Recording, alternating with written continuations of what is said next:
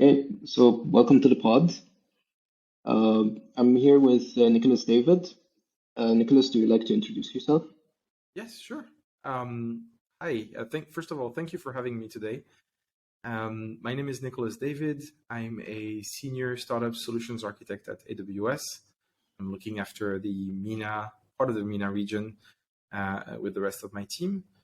And I've been with AWS for the past almost 7.5 years now. Oh, that's cool. You've been with AWS for 7 years as a senior startup solution architect, or in general? So this is the latest update to my journey at Amazon or at AWS specifically. Prior to that, I assumed a couple of other positions. I started as a technical trainer for I think about 3 years, where I was roaming all over Europe, Middle East, and Africa, but also a bit of Asia, trying to help wherever the assistance was needed. We were building up the team back then. And then after doing a lot of theory, a lot of teaching with various types of students, customers, or events, I decided to join the professional services team, but on the public sector side of the business. And specifically to move to the Kingdom of Bahrain, where I live today. Many reasons led to that. We'll talk about it in a bit, but yeah, the idea was to go from theory to practice, literally with professional services, and start building and helping customers move to the cloud. So you actually help on startups familiarize with AWS as a cloud provider to use them.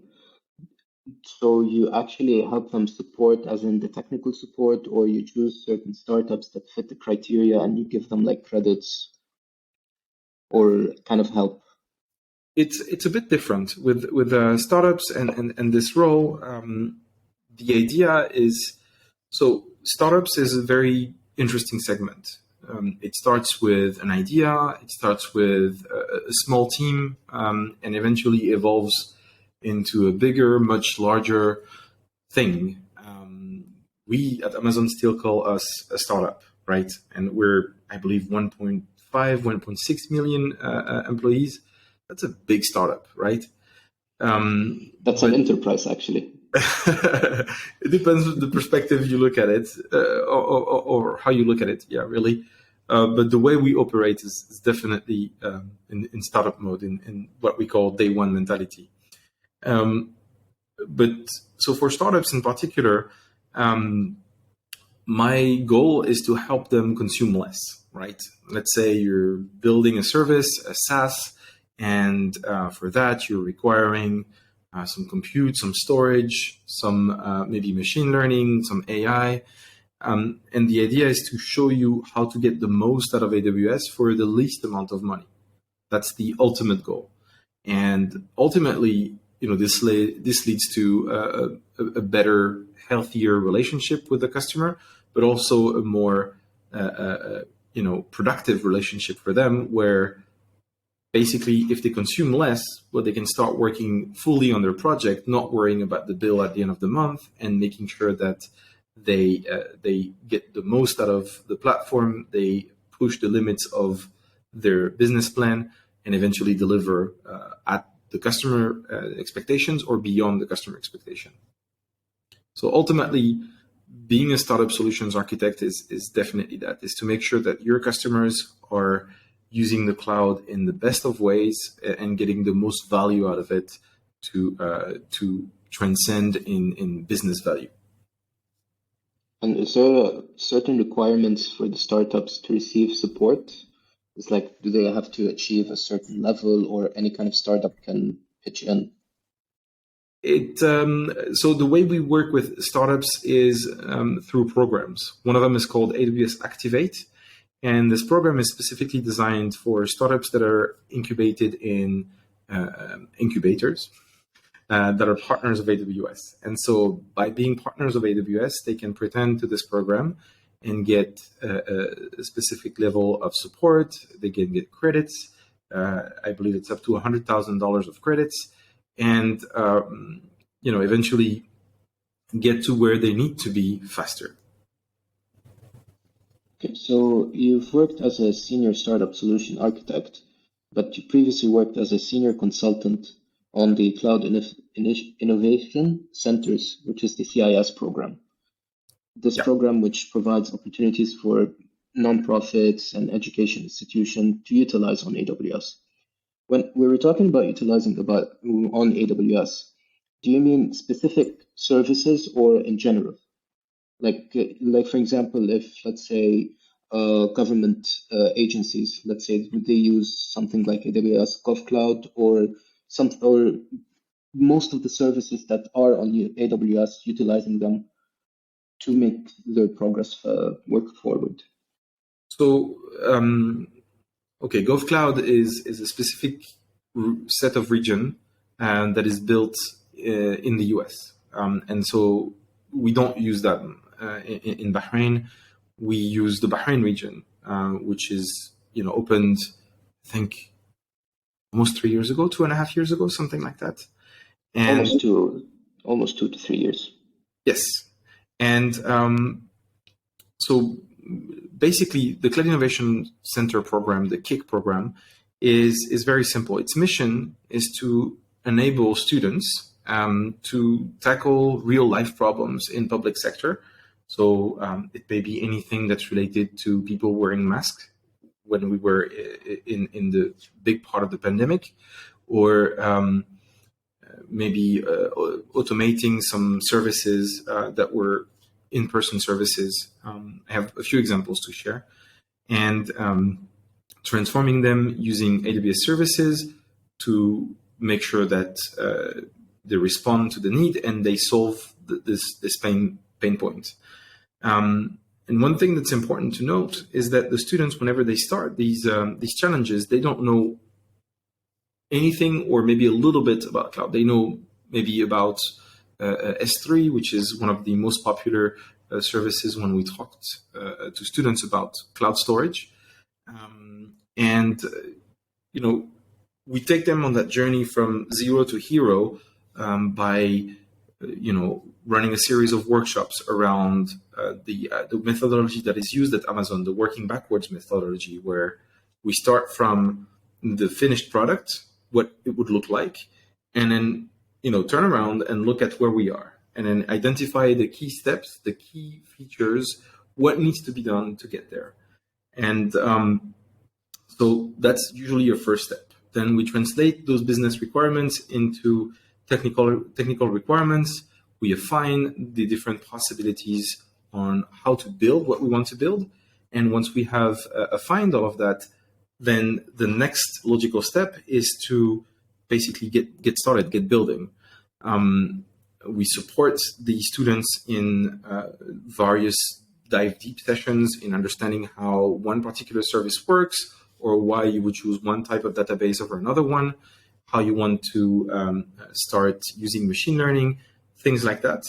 And we build with them, we actually support them building, which is most accurate. We support them building this prototype to where after the semester, when the semester is finished, they're presenting back this prototype to the challenge sponsor. So let's say one of the challenges we worked on was a challenge for the Ministry of Works and Municipality here in the Kingdom. And the idea was to automate the process of getting a proof of address certificate. Maybe the bank needs it, maybe your insurance needs it, maybe whomever, whatever type of organization needs it. And so prior to that challenge, the process, and prior to COVID-19, the process was as follows. You go to your local Ministry of Works and Municipality office, and you get a ticket. You fill some forms, you give all the documents, you wait on average 3 to 5 days, and that's it. You get your proof of address certificate against, I think, some proof of payment or some form of payment. During the pandemic, this was not so much possible.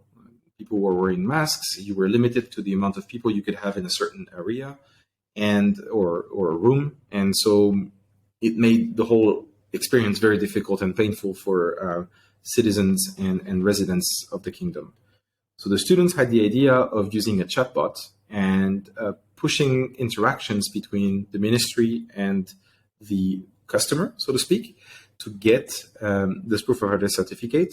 And they were able, using image recognition, machine learning, and a few interactions and connections to other APIs, to bring the process from 3 to 5 days to about 2.5 minutes. And you would that's actually quite interesting. Yeah, it's really, really cool, because for two reasons, actually. The first one is that they didn't know much about cloud when they started, and they built something that efficient. I think the amount of money that it would cost per month to run this was about $150, right? So they built something that was technically efficient, economically efficient, and they also put a bunch of security around it to where it was a little bit more than a prototype. I think it was maybe leaning onto what we like to call the MLP, minimum lovable product, or minimum viable product, MVP. And the second point that is really cool is that, yeah, it's a real transformative experience for them, because you don't often get that kind of opportunity in university to learn something new, apply it immediately, and potentially change people's lives in like a blink of an eye. A semester is a blink of an eye. So this was one of the examples that we worked on with students from a university here in Bahrain. And ultimately, that's the mission, right? Solve public sector problems with technology, with cloud, and prove that, you know, if you focus on it for a minimum amount of time with even zero knowledge or a little bit of knowledge, you can get to it in a very short amount of time. So the support was to provide them guidance on how to develop those kind of services on AWS. But it's a little bit more than that. It was it's more than that. Mentoring. I would say mentoring, and and a lot of dive deep sessions, typically to get them familiar with those services, because, for example, in the initial train of thought process, they were thinking, oh, let's use a relational database, and this is the stuff that they knew, the stuff that they learned at school and at university, and that they had been doing projects on.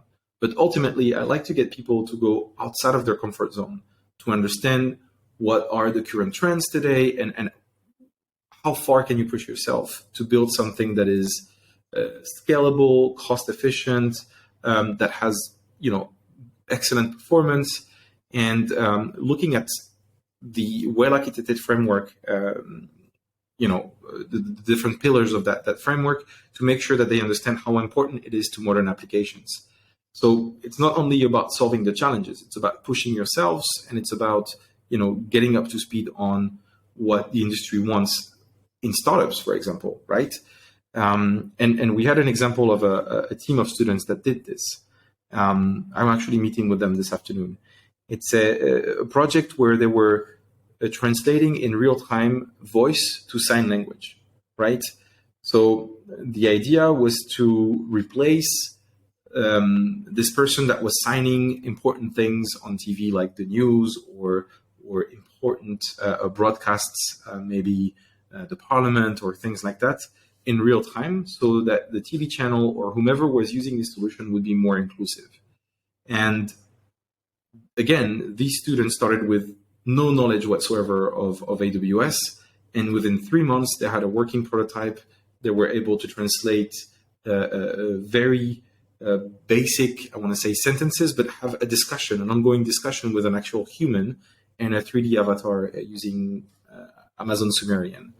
So, amazing stuff.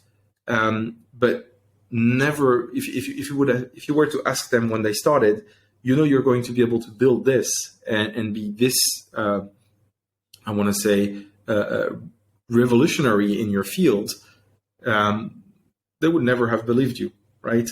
So pushing the boundaries, making sure that we mentor them with the proper amount of technology, the proper amount of methodology, and showing them that you can do literally the cloud is the limit, right? In these scenarios, you want to be able to explore new things and not, stay in your comfort zone. I think that's one of the most important things that I could tell about this particular program.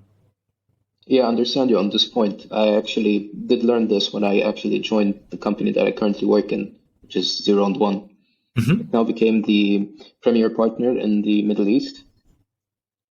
So when I first entered, I had this idea of using a certain, let's say, technology because I'm familiar with it, and they were like, "Oh no, we're gonna use this other technology because it solves this solution much more better." Like for example, when I first joined like 2 years ago, I've never even thought about using, let's say, like Lambda, but now I just use it on a daily basis. Or for example, DynamoDB is a good example as well. When I learned about DynamoDB and then I learned about single table design on DynamoDB, it changes your perspective of how you actually use databases. Absolutely, absolutely. It's a complete game-changing, experience in so many ways. Thinking about how you develop applications, thinking about, how you're going to approach a certain problem. In one of the challenges, there was one of the students that were, one of the tasks that they were trying to do is to fire events on a very small granularity, smaller than 5 minutes. And so for that, they were trying to find a way to do it that was scalable, that was reliable. And they came up with an amazing suggestion. In my mind, just thinking out of the box this way is mind-blowing.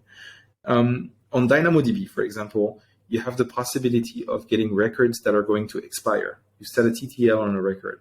So you know exactly when that record is going to expire. And they thought, well, this generates an event. Then I can launch a Lambda function. I will use that. And then eventually, the idea was fantastic, but the way this part of DynamoDB works is that with the scale of DynamoDB, sometimes this expiration can be right on time. Sometimes it can be, a little bit delayed, mostly because you use expiration to delete some records most of the time. But I thought that was a great way of thinking from the students. And this is some of the things that we want to provoke in the students by using those things. Much like you were saying, I didn't know that I wasn't thinking about using Lambda, but now I use it on a daily basis because you get so many more ideas on how to use it, or so many different ways on how to solve or tackle a problem, which is kind of super interesting, to be honest. Speaking of putting people out of the comfort zone, you also worked as a technical trainer on AWS, where you helped the developers and individuals develop skills on the cloud. You started with, let's say, like technical or business essential courses, then you went towards advanced courses. Is there a requirement for an individual to become a trainer? And do they give you like to train a specific course, or you can choose any course that suits you or you feel comfortable with teaching? That's a very interesting question. I'm going to take a little bit of time on answering this question. So before I joined AWS, I was taking a break from all things IT in general. I was spending some time in Algeria, outside of any city in the middle of the desert, right? And still had my phone and was able to receive calls and use internet, everything pretty normal. But I was taking a break from IT because I was, I was fed up with a bunch of the recurrent problems that I was to see. Prior to working for AWS, I worked for banks, software editing businesses, pharmaceutical businesses, insurances, large companies. I want to say very large companies in some cases, some of them that were part of the CAC 40, which is the index on the French stock market. And every time I was going for a new experience, for a new position in a new company, I was still seeing every single time the very same problem. Not necessarily political, but technical approaches to how to deal with a specific problem. And, at some point I was like, okay, if this is what I'm going to see, I need to start really thinking about what I want to do. So this is when I went on this journey to explore Algeria, and still kept my phone with me. And at some point, I received a call from a number in the UK, and they were asking me if I knew anything about AWS. And luckily, I knew a little bit about S3, a little bit about EC2. So I told them, well, I know a little bit about these two services, storage and compute, but I know there's a little bit more than that. What this is all about. What is this all about? Then we get a proper conversation for probably the most expensive half an hour on the phone of my life so far, where roaming costs a fortune, but it eventually led me to where I am today. And when I started, there was, I think, November 2014, something like that. Yes, November 2014. There was 40 services. Lambda was not even out there. And, from the training catalog, we didn't have many courses. We had architecting on AWS, advanced architecting. We had one SysOps class, one DevOps class, and I think that was it, really, 4 or 5 classes, something like that. And I got hired. I got hired to train because, they were building the team, and I believe that, the way I answered my questions, leadership principles, hint, or the experience was corresponding to what they were looking for at the time. Very grateful for that opportunity, by the way. And so when I started my job, there was a ramp-up period of about 3 months to get to learn all of these AWS services, but the methodology, the why are we choosing this service over this one? Why is this one such an important service compared to, let's say, the traditional way of doing things? And, hands-on experience was also a big one. I was given access to, actually, I opened my AWS account, was given full access to the account, and Jeff at the time, Uncle Jeff, was the one paying for all of my expenses. Exactly. Good old Uncle Jeff. Thank you, Uncle Jeff. But the combination of these sessions where I was to learn from my peers and where I was getting hands-on experience trying to solve small problems, trying to build things on there, definitely got me up to speed. And eventually in January the next year, I was doing my first training. It was a 1-day training, I think. It was an introductory training. The timing was not okay. The content was okay-ish. And the attendance was, fairly happy with the content. It's your first time? It was my first time, yes. There's a first time to everything. And there was about, I think, 8 people in the room. A typical training for one trainer is about but maybe 3 to 15 people in the room. And then eventually, there was a second training, a third training, and so forth, 10, 20, 100. And in between those trainings, you get to do fun things. There is this 1-day training, the technical essentials that you talked about. There is another version of that training that's called an awesome day. And we deliver this in front of an audience. And there, same topic. You first start with a small audience, 40 people, and you gradually go up to 100 people, 200, 300 people. The interaction gets more and more present in the way you're doing things. Bit by bit, you get more confidence, and you know the stuff you're talking about because you can relate it to your previous experience. You can also learn about these new services coming in action, in service, into the console.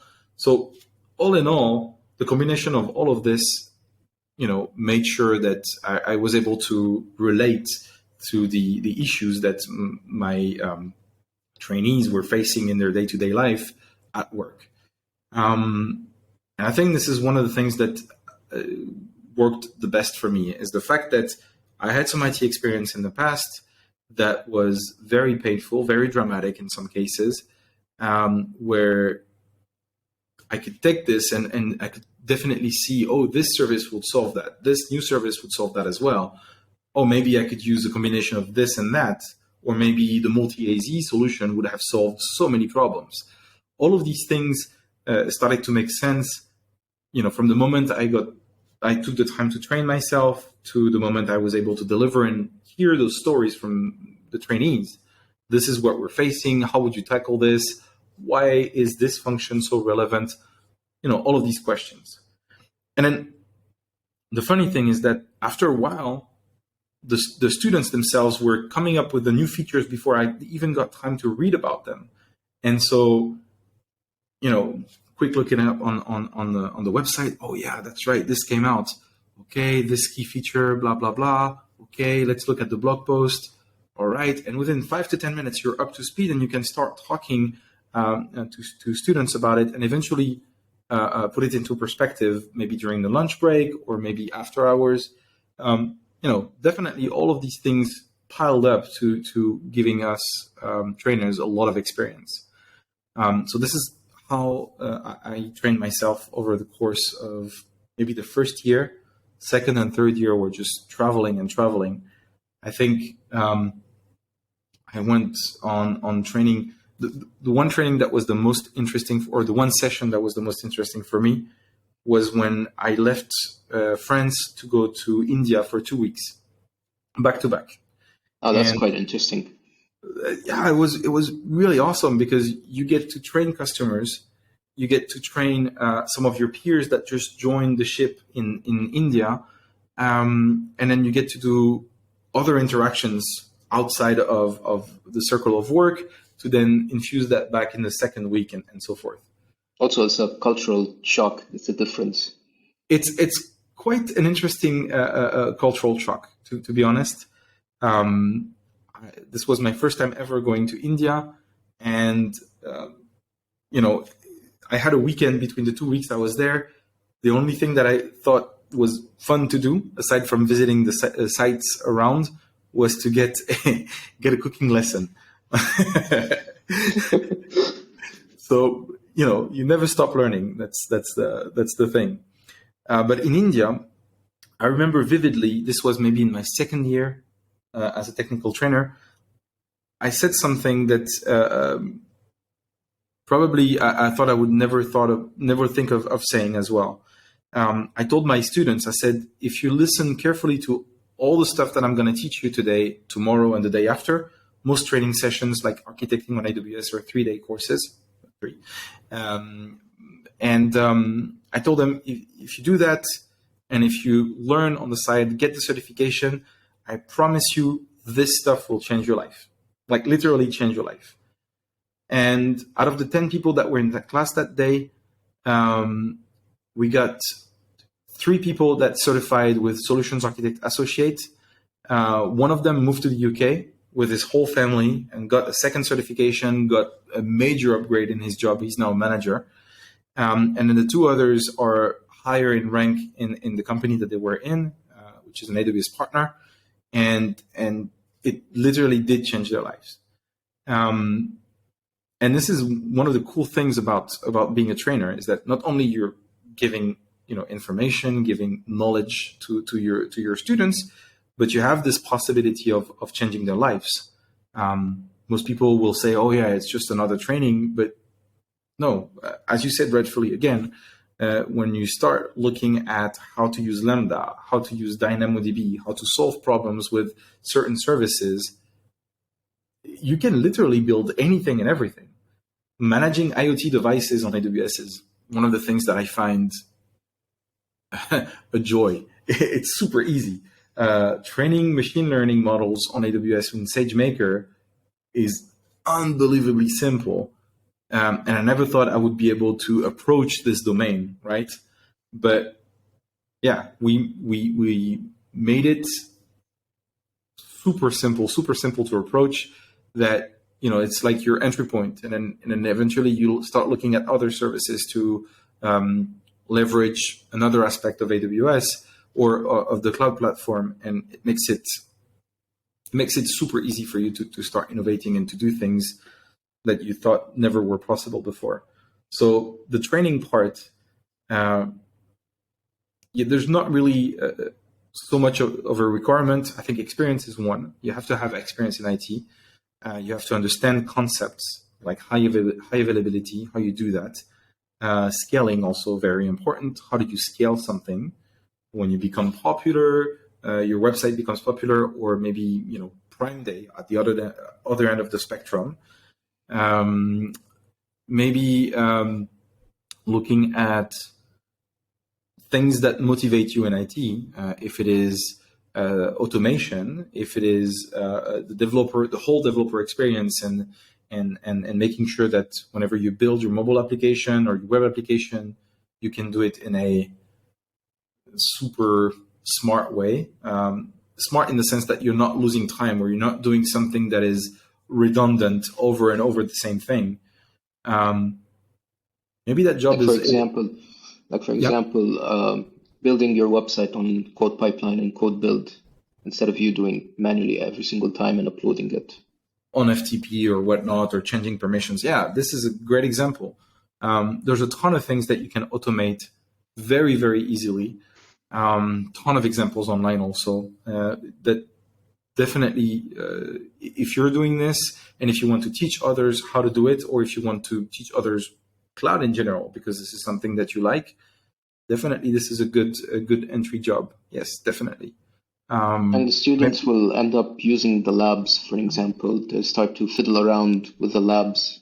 They start to develop on AWS, let's say during the session.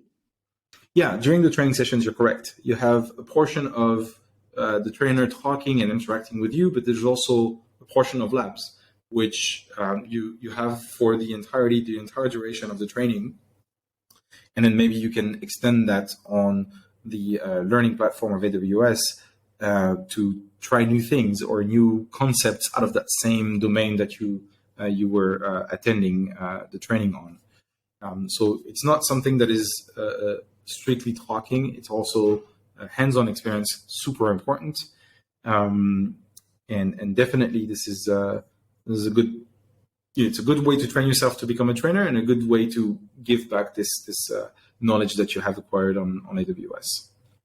Yeah. So you actually went to India, you went to Algeria. You were in France, right? Yes, I'm originally from France. You're originally from France. You went to UK as well, or you just got the phone call from AWS from you? So I trained. The list of countries is big.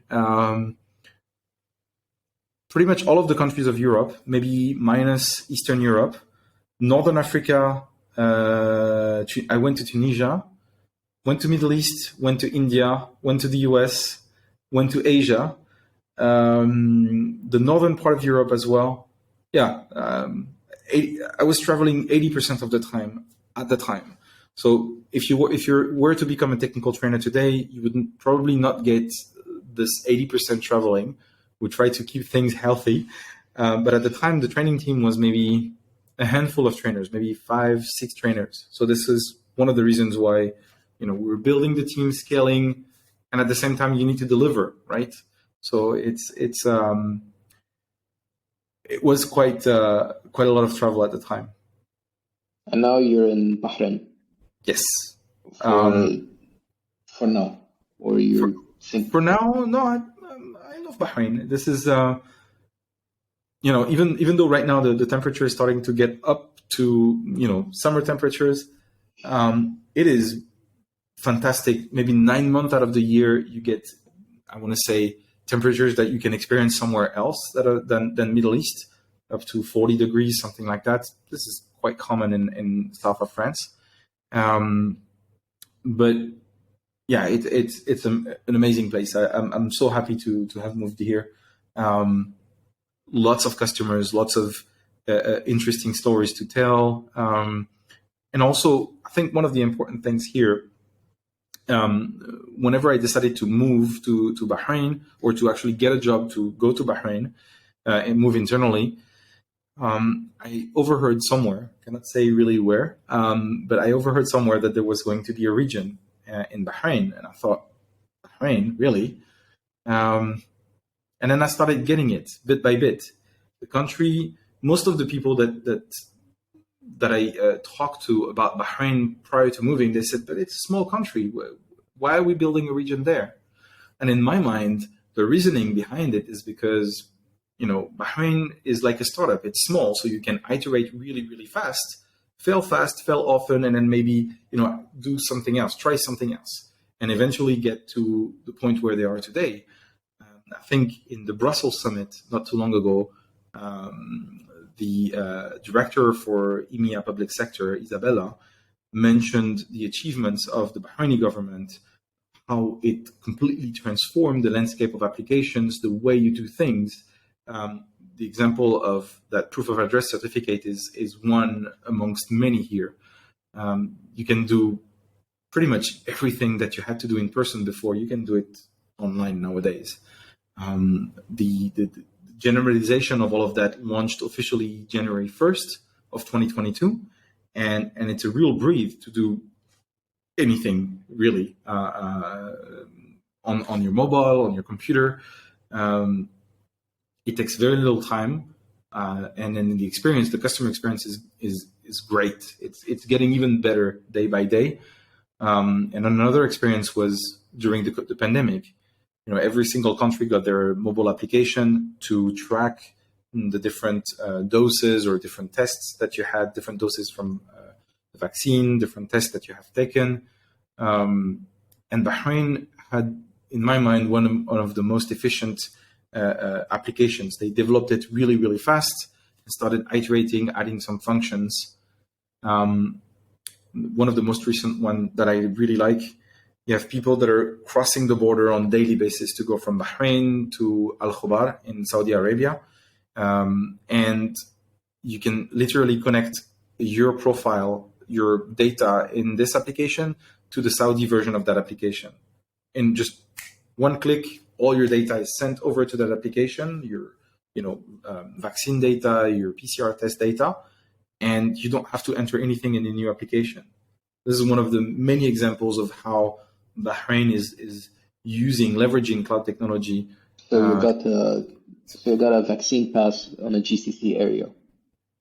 So the application is compliant it has a very tight relationship with the one in Saudi, but whenever I went to UAE, for example, I was able to offline, even without Wi-Fi or anything, being able to pull up all of my data, the latest data, because it's refreshed in the background. I mean, it seems like a tiny detail, but it makes a whole lot of difference when you're traveling in those difficult times, and when you're trying to integrate with other similar applications. So now you're currently in Bahrain. You also organized the AWS Bahrain user group. The user group started before the region actually opened in Bahrain or after it happened in Bahrain? If I remember correctly, we started the user group in October 2018. So this was the year I arrived. I don't remember, to be honest. 2022. Yeah, it's definitely opened. We definitely opened the user group before the region opened. And the idea was to raise awareness, to build a community and raise the awareness in the community around cloud. Also to understand what were the challenges of the developers or the companies that were here in Bahrain and that, didn't have the opportunity to talk to an account manager yet or things like that. And so my friend Hamad, and colleague Hamad and Fatma Al-Manai, we opened this user group and we started running sessions talking about, cloud basics. Why is cloud so different than your on-premise stuff? We talked about various things around serverless, machine learning, databases in general, how to choose your database. We also had a recap of reInvent by one of the developer relations advocate from Germany, I believe, at the time. And eventually the effort kind of died down because of the pandemic. We've been heavily participating in two of the MENA-wide, I think it's game day session that were organized by the Lebanese user group, and we're actually looking at rebooting this user group. We're looking for a different approach, maybe a hybrid approach to reach more audience. And as of today, I think there is a little less, maybe 970, something like that, people that registered on the user group. So there's a large audience here locally, but as you can see, I'm not wearing a mask anymore. I'm in the office right now, and this is something that is dating from late last week. So everything is quite new, fresh. This back to normal, quote unquote, is yeah, it's a little bit of a like a diesel engine. It takes a little bit of time to heat up, huh? And so we're looking at relaunching it. I have one of my peer solutions architects here in Bahrain that wants to add more content and at least one session per month type cadence. She wants to add more, but maybe on a remote only type way of operating, with maybe smaller topics, like maybe half an hour or an hour topic on specific things. So yeah, it's been quite an interesting adventure, launching something from 0 to almost 1,000 people today. But I don't think the COVID pandemic helped to continue this effort in a healthy way. I don't think we can make this pun yet, but in a proper way, I think. Did the user group get contacted by local companies to offer jobs or guidance on how to use AWS? We've got several guest sessions. We've got a few companies that asked to sponsor the user group. I think this is quite cool. It means that there is something going on. This is one of the things that I want to do as well in rebooting that user group, is to make sure that we are as inclusive of the ecosystem that is in Bahrain as we can. So that means bringing on board the partners, bringing on board maybe some customers to talk about their journey to the cloud. And maybe, who knows, maybe we can get some sponsorship as well.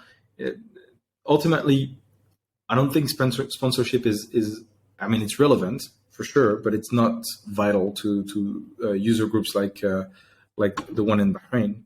I think the content is what makes the user group attractive, and the community itself, by developing, eventually will create opportunities for people from the same community to work on startups or in companies on specific projects, or maybe for partners or for AWS, who knows.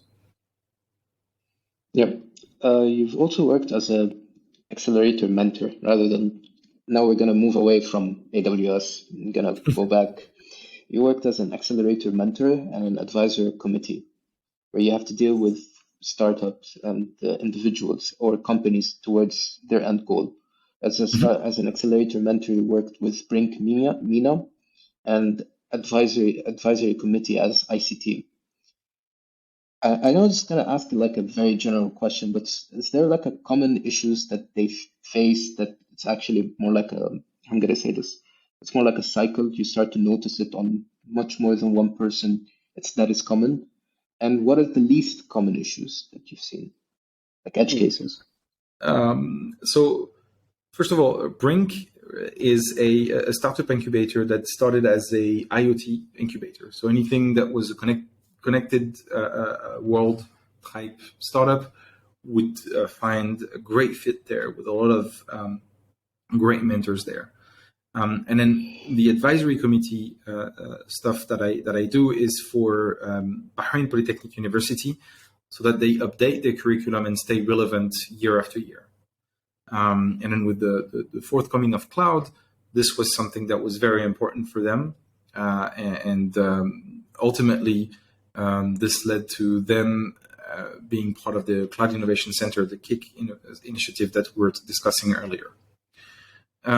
So between Brink and Bahrain Polytechnic, one of the things that, one of the challenges that I had foreseen was the enablement. How do you make sure that as a startup, you are properly enabled to use the right services or to put the right level of security on things to not end up on the front page of a magazine or a website in the wrong way of things, of course. And that's something that, both universities and incubators in particular, when the startup is at a very early stage, are looking at developing. They want to make sure that whenever they're building something, it's not like a pasta strainer with a lot of holes, right? They want to make sure that they build something that is robust, that has a lot of security in it, and that it doesn't cost a fortune to run. And so I think this is one of the main things that we have seen in both university when trying to update the curriculum and the startups that I was mentoring. Another thing was also something that we have seen in the Cloud Innovation Center challenges is which service to use. Which is the service that is going to fit most my use case? And usually there's more than one way of doing it. So makes the discussion a little bit more interesting. But yeah, this is probably one of the most common points that I could see in both of these organizations. And then,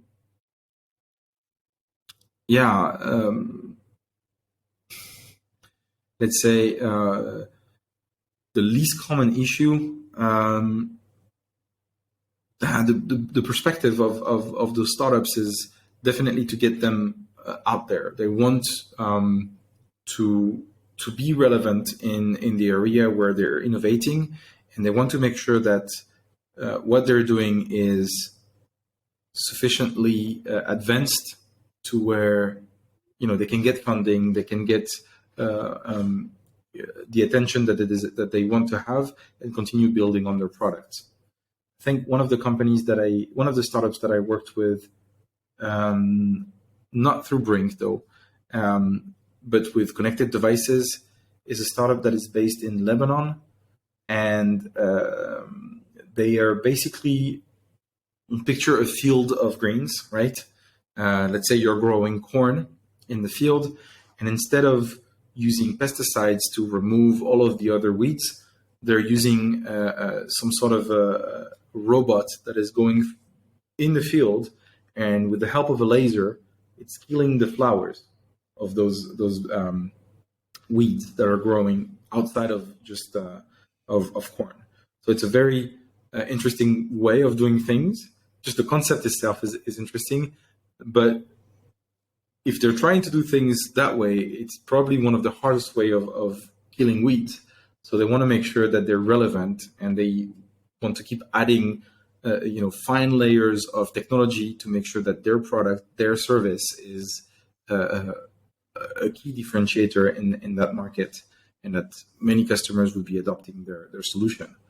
So I think the level of focus on details is super, super important when you're in an accelerator, when you're trying to build your startup and making sure that you're relevant in that market. Whereas in the university itself, you want to make sure that your program is relevant year after year. If there is a new trend, if there is a shift in programming language,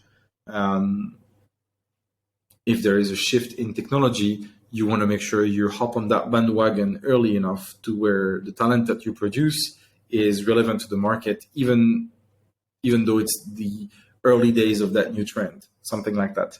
And so this is one of the things that I see the least common between the accelerator and the university. Speaking of shifts, you have an interesting shift as well. You shift from system administration, IT, you shifted towards project management and business management, then consultancy. Then you shifted towards training and at your current role at AWS. What made you take this shift? Oh. What made you reach the position okay, I'm gonna start this new role, I'm gonna dive into it and see if I can actually do this or not? Did you have these kind of thoughts? Yeah, so there's two things. I'm super, super curious. I love learning new things, right? and I love challenges as well. So um, yeah, that's the idea. If you're telling me, oh, this is, you will not be able to do this in 10 days, and it's a topic that I absolutely know nothing about, challenge accepted. Let's do it, right? And one of the ways that I'm exploring this outside of just IT and work is in the kitchen. I love cooking. This is a way for me to relieve stress and to innovate and to create new things by looking at different cultures, different cooking styles that I probably never have seen before, or reproducing something that is in those fancy cooking books, right? Making it look nice. So the analogy is very important because whenever you're in IT and you're, let's say my first job as a web developer, I met people that were in so many different industries. I was a web developer in a scuba diving shop, right? So this is a complete different world for me. I didn't know anything about scuba diving. I'm not that well, holding my breath underwater as well. So, many challenges here. But I started meeting people that were working in IT and that, like me, with cooking, were using scuba diving to release their stress, their pressure, and then discover something new or doing something that soothes their mind. And so I became more and more interested, and I met some people that were in IT and said, okay, what about working on this particular project? I said, okay, but this is something that I don't know a lot of. Give me about a couple of weeks, and then maybe I could do that on top of what I'm doing today.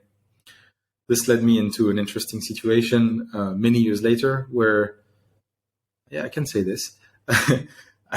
I got in trouble in the US for working too many hours on a student visa and eventually had to leave the US because of that. so, Wait a second, you abused your student visa?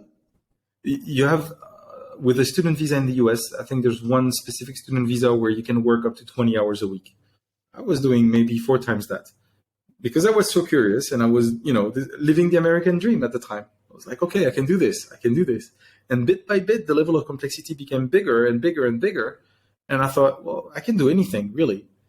And then eventually, I started my own business there where I was discovering IT and security through OpenBSD, which is a BSD distribution, one of Unix-like. Many people are going to hate me for saying this.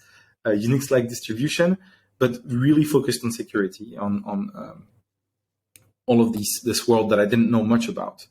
And so the goal for this was to get customers to pay for services like email or radio streaming services to where it would run on its own. It would pay for the internet, it would pay for the electricity, the hardware, adding more hard disks, more RAM, things like that. And it did. At the end of this small venture, I had 2 fiber lines, had 4 servers, and everything was paid for. So it was very, very interesting. I had actually 1 fiber line, 1 SDSL line. This was my backup line. And static IPs, living the geek dream, so to speak. And I started a community called OpenBSD France. A lot of things happened around that. And I thought, if I do this, then I can definitely do consultancy and start looking at different aspects of IT. Be sort of like a Swiss Army knife of things, right? Learning one thing led to another. But the idea was not to be able to just scratch the surface, but maybe dive a little deeper, because on some topics like virtualization that was upcoming and becoming bigger and bigger, you need to know a little bit more, right? You need to know how operating systems are working. You need to know how CPU and memory usage is handled and so forth, and how security is managed there as well. So, small goals by small goals, and then adding layers of stuff onto what I was doing initially led me to where I am today. It's basically, I want to say, yeah, following a goal that was getting more and more and more complex, of becoming an advocate for IT, but not like the geeky guy, right? I wanted to make sure that I could talk to people that are doing business with IT, and where actually IT is making sure that they can make money off of whatever they're selling. And it worked. It worked. So I continued working on that up to a point where, as I mentioned earlier, I became a bit upset at facing the same problems, same issues over and over. But that's life, actually. Well, yeah, but I mean, one of the characteristics that I have is that I do IT by passion. Passion. I love what I do. I could see IT, the way it's impacting, it's touching every single sector in which it's used, on good or on bad things, right? But definitely, I love working with technology because it can solve many of the world's problems right now. But you hit like a certain plateau at a certain level. Yeah, You reached a position like you're not moving any forward or any backwards. You're just on this steady line. Like a couple of years, you felt like, okay, maybe I should do something about this. Yeah. It's the technology itself was, I was still learning. I was learning new programming languages. I learned I learned PHP. Not so proud of that one. I learned Yeah, you Python. shouldn't be. You shouldn't be with PHP. You shouldn't. I learned Perl. I learned Shell. I'm not an IT major by all means. I only have an associate's degree in network technician, right? So not a programmer, but bit by bit, getting up my game, adding this layer again of technology to get there. And at some point, you feel like the more you add, you're still facing the same problems, and it's really making your ideal of working in IT a bit of a nightmare, to be honest. When you start working backwards to go to work, there's a slight problem. So I had the luxury of saying, stop, right now, I'm going to pause and take 6 months of just exploring other things. Cooking was one of them. I wanted to start my own restaurant. I'm so glad I didn't. This industry is so much more savage than ours in so many ways. But yeah, ultimately, I think this call from AWS to do something in the cloud with the cloud is definitely one of the things that pulled me back in IT and said, okay, maybe you have more to explore. Maybe there's another way of doing things. And ultimately, there is more than one way of doing it, for sure. So basically, you're a veteran in the IT world. When things make sense, or when you're trying to, like, it's like in programming, when you're building something and you're like, there's way too many ifs in that statement, it becomes too complicated for you. You may want to stop and simplify, right?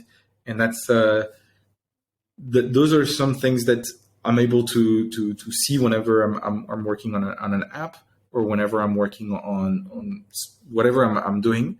And I think this is definitely the way to approach IT problems, to be honest.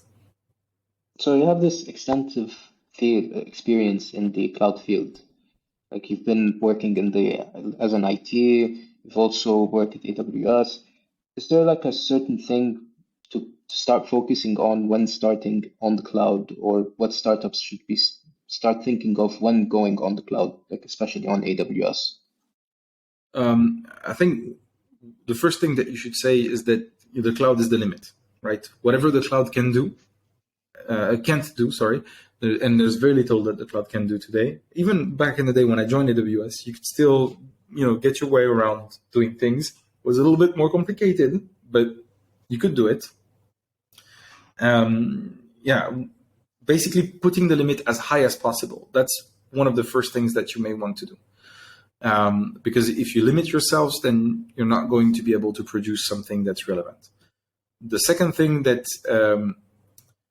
is important is that start with a small problem. I'll give you an idea. When I moved here in Bahrain, so I told you I love challenges. My wife had given birth the December prior to that to twin girls, right? And when we moved to Bahrain, they were 3 months old. Then That's quite of a challenge. yeah, for her, definitely, I'm super grateful to all of this time and dedication that she has given to growing them the way they are today. She's done way a lot more than I did, and yeah, super grateful of that. But when we started and when she was staying home, basically taking care of the kids to where they get to a point where they can start going to school, which was last year, the first year where I actually went to school. There was this lady that came in and helped her with cleaning the house. And we noticed that the lady wasn't doing, like, let's say it was not a 9 to 5 job for her. She was coming in at 9 and then eventually leaving later, or eventually coming earlier and leaving later. And I didn't feel comfortable in giving her the same amount of money that if she was doing a regular 9 to 5, to the dot. And so I used one of these AWS IoT buttons, and I told her, when you come in, you press this button, and when you come out, you press it twice. I was like, why do you want me to do this? I told her, trust me, do this, and you will see there will be a difference towards the end of the month. I said, okay. And, again, as asked, she started to press this button once when she came in and twice when she got out of the house. And so what this button was doing was to launch a Lambda function, store the time she was coming in on DynamoDB, and store the time she was leaving in DynamoDB. It was also using SNS to send a notification to my wife's phone and my phone to understand, she's here in the house. So if you hear some noise, don't freak out. The lady is here and she's helping you with the cleaning. And eventually, at the end of the month, I noticed that there was a delta of maybe 5 hours. So across the month, that's, little bit by little bit, there was a delta of 5 hours on top of what the hours she was doing. And so I told my wife, look, there's 5 hours more than we're paying her. So we're going to pay her a little bit more for the 5 hours. And that way it's fair. And she was like, oh, wow, this is so cool. Just because I pressed the button? I said, no. The button says when you press once, you come in. When you press twice, you leave the house. So I know, and, I count the hours that you are working, the real hours that you're working. And she was surprised because, how a small button can do all of this, right? And at the end of the month, eventually, there's another Lambda function that runs a report. I get it via email. There's the calculation done. I know exactly how much I need to pay her. So it was a very simple pain point, right? Trying to be fair to this young lady that came and helped us with the cleaning and make sure that I was doing something to pay her according to the amount of hours that she was working. And it took me probably 3 days. Most of the time was to get the button shipped to Bahrain. And then I think it was 1 day worth of time to build the Lambda functions and fill the DynamoDB table, test a few things, and voila, that was done. You have a startup idea. I mean, that maybe. Let's be realistic. It's a finished system. You can target it and start selling it. You could start definitely something with that, but to me, it was a simple problem. And I think it's for anyone that's trying to do something in cloud and start working your way up your skills. Ideally, start something small. You have a problem like this, a pain point like this, try to solve it. And maybe, point the needle at doing it in the most cost efficient way, or in the most precise way, or in the most scalable way. Whatever you want to do, that's the idea. And start building it, right? I spent probably like $30 to get the button shipped, and the rest of it was within the free tier of AWS. So I didn't pay any AWS charges. The only thing was this button that whenever you press it, runs a Lambda function. I think even with the text messages, there's like a a small limit that you can send, which is included in the free tier. So ultimately, again, placing the limit high enough to where it's not a boundary to you. And the second one is try things. Try as much as you can. There is programs, there's trainings, there is credits for attending certain sessions of that are done online for AWS. There is free certification prep sessions that are online, on demand as well. There is a lot of ways for you to start exploring things and building something, or get idea to build something in the best of ways. And iterating is also a great way of making sure that you're not stuck on maybe a not so performing vision of things. You want to make sure that you give it a try, and maybe trying something completely different, like this time to live on DynamoDB records we spoke about earlier. This is something completely different that does the job technically, but in real life, not so much. And it's good to explore these things, because sometimes you will eventually fail, but you learn from these failures. And that's a thing that's very, very important in IT. Very, very important. So it's about learning new things and try to solve problems in your day-to-day life. But Definitely. should I have like certain certifications to when I want to solve those kind of problems, or they're just like nice to have things to boast around? And there's three important things to know about certifications. So the first one is that certifications validate your knowledge, right? Let's say you have an AWS Solutions Architect professional certification. It means that you're at least the entry level for that certification that we recommend is 2 years of experience, hands-on experience. So this is what it says to your employer. If they know the value of those certifications, or your future employer, this particular individual has a certification that is vouching for about, at minimum, 2 years of experience, hands-on experience, if not more. With that certification, you're able to do A, B, C, D, and if it matches your job description, then good for you. You have more chances of getting that job. The second point is that I think in the US, if you get the Solutions Architect Associate certification, the entry salary for that particular certification is about $150,000 per year. That's a lot of money, right? And it's just one certification that costs $150. And it validates that you have about 6 months to a year of hands-on experience, if I'm correct. If you're looking at, kickstarting your career and getting to a job that uses AWS, if you want to feel relevant or be relevant to that position, I think this is a way to validate and show that you're actually the person for that position, right? So those are like the two first important points.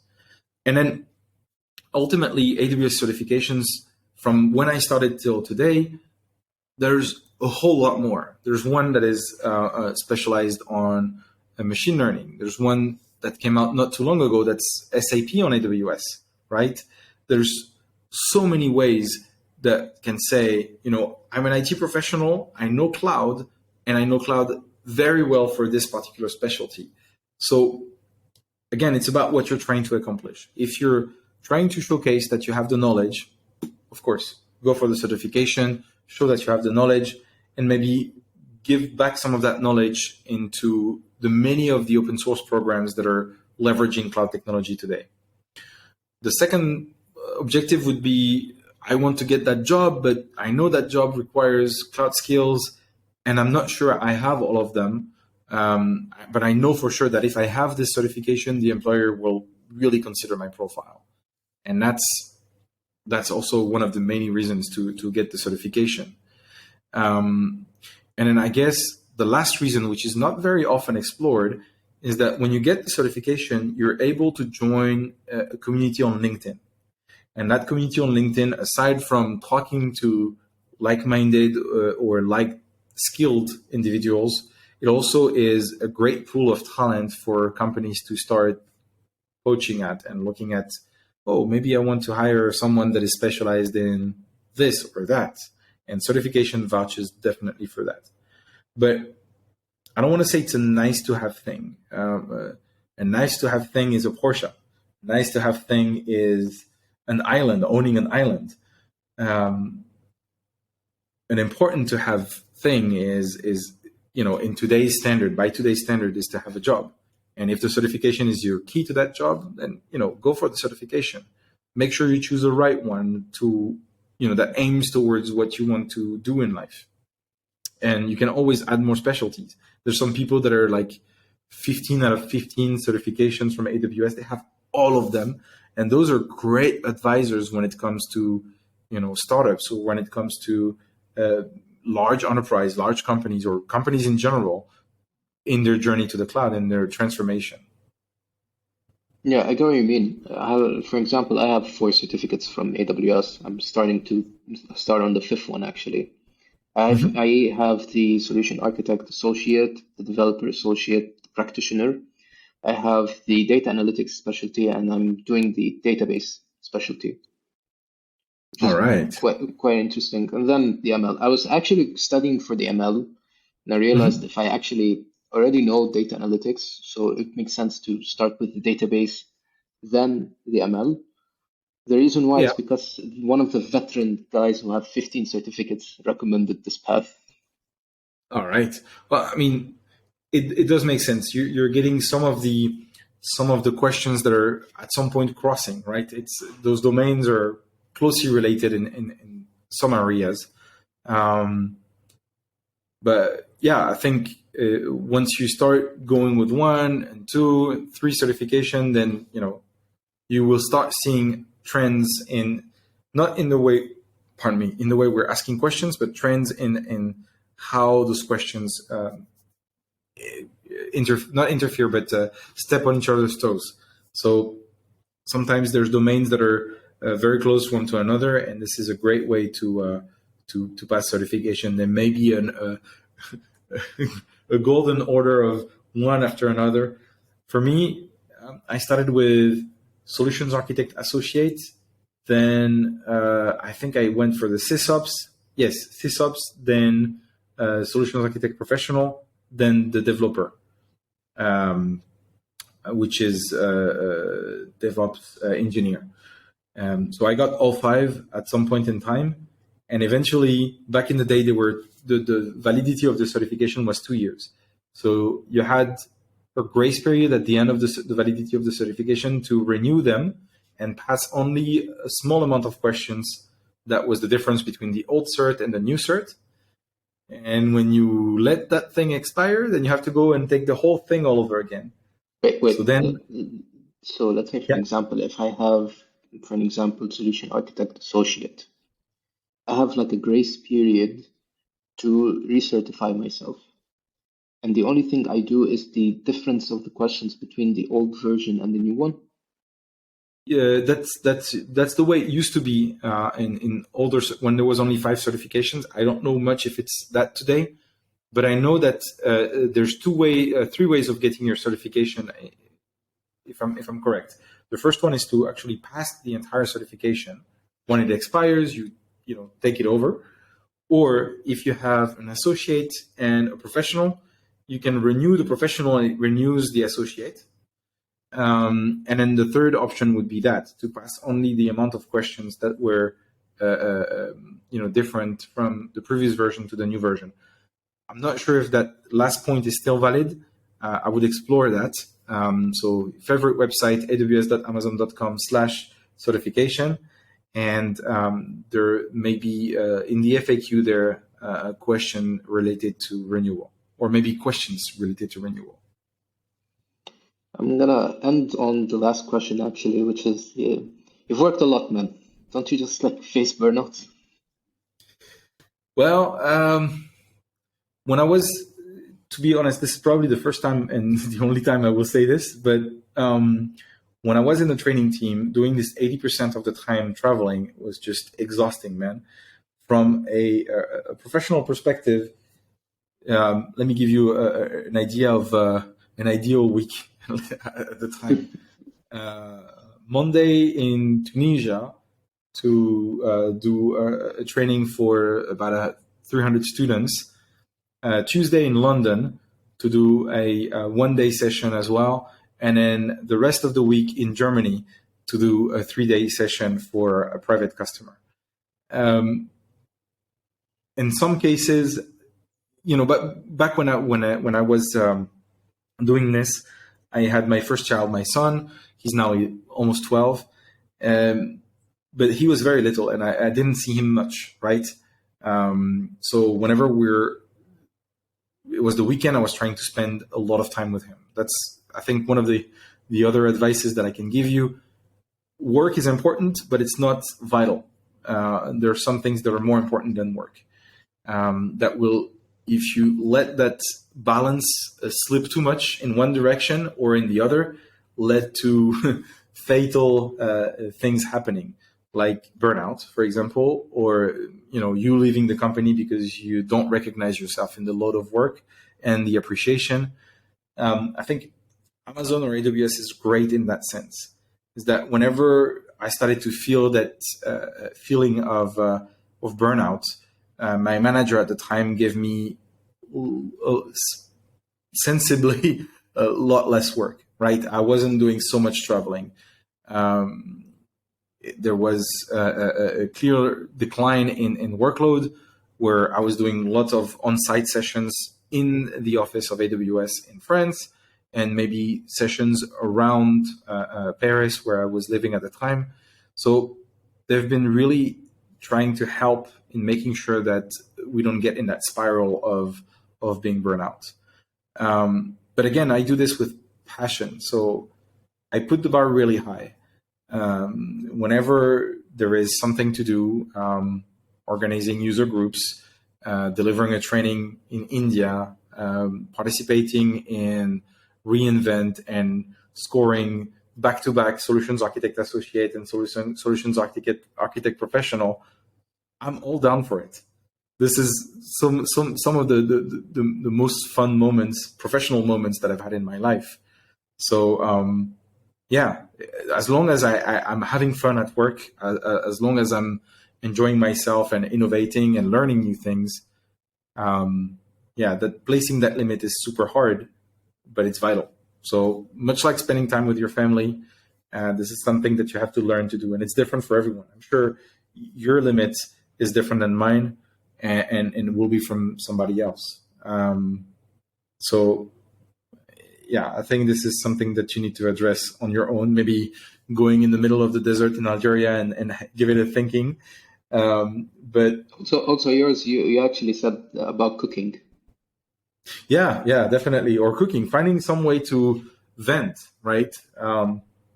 I found a couple of my peers that were in AWS. One of them took woodworking as a side gig, just to make sure that he would do something, because he felt like whenever he was building something in the cloud, he couldn't touch it or feel it, right? So he needed to build something that he could be proud of, much like the things that he builds in the cloud, but touch and look at on a daily basis, right? There's very little cases where you look at an AWS architecture on a daily basis. Maybe it's your project, but building a bench or things with your hands is also very important. So yeah, side gig is a great way of venting. If you have family, friends, see them regularly, it will prevent burnout. I usually what I do, I just like sit down, and it's like a small space. I read some books on my Kindle. I read a lot of books, by the way. I have like a 52 per year mark that I always do. So it's like a Nice. book a week actually, and Yep. I journal all my days down. I've been doing it for 3 years. So all of those adventures that I have, let's say at work, I document them down. I go back to them. I just like laugh on those days that I actually stuck on something and I solved it later on. I have like a stack of notebooks now. I like to take my time on it. I write it in a fountain pen. I fill the pen using an ink bottle. I live the dream. It's like a ritual kind of thing, right? Yeah, it just vents out. My kind of way of Yeah. venting out, for example. Yeah, no, these things are not spoken often about, but you know, you have also to be able to count on your employer to understand that you're going through something in particular. If it's burnout, it's important because it's also about your future in the company or your future in this domain in particular. Being able to continue doing IT for a living. But the problem Yeah, is some people just like suck it up and say like, oh, okay, I'm fine, just to not cause this kind of like confusion with the employer. Like you don't want to show that they're kind of struggling sometimes. yeah. I mean,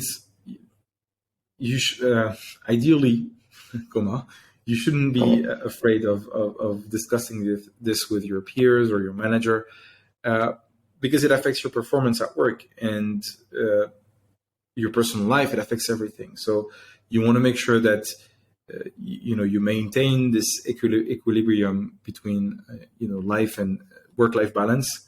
Um, you maintain all of that. It's healthy, but again, it depends who you have on the other side of the table, who you're talking to, what how deep is this issue that is happening. Um, Again, those things that we talked about: cooking, woodworking, writing a log of all of these experiences, all of these memories that you have from specific events, is a great therapy for that. Some people do yoga, some people do sports in general, or in particular. There's many ways of doing that, but it all comes down to that balance between the two, personal and professional life. Um, the traveling part, when I was traveling between France or Luxembourg initially and the rest of the world, I became super good at traveling. I finding the best flight to where the connection was good enough. I was raking enough points to be able to do whatever I wanted in the future. I was cost efficient. This is a good skill to have, but if I'm not able to perform at work, it's not going to be useful that much. So either that work that I was doing right now, or at the time, sorry, or that new venture that I would want to go into, there is clearly not too many people talk about this thing, and it needs to be a little bit more mainstream. Open up about those experiences. Open up about how you're feeling about work. If you're feeling tired, or if this job is just way over your head, talk about it. There's no shame in doing that. Everybody is at one point or another of their life going through the same thing. I'm gonna end here. Thank you so much, Nicholas. It was a No pleasure problem. having you on the podcast. Thank you for inviting me again. A pleasure for having this discussion with you. I hope this gives a lot of insights on working in the cloud and going from web developer to startups. Who knows? Closing that. Who knows? I might become a consultant later on. Who knows? Maybe. We don't Maybe. know. All right. Okay.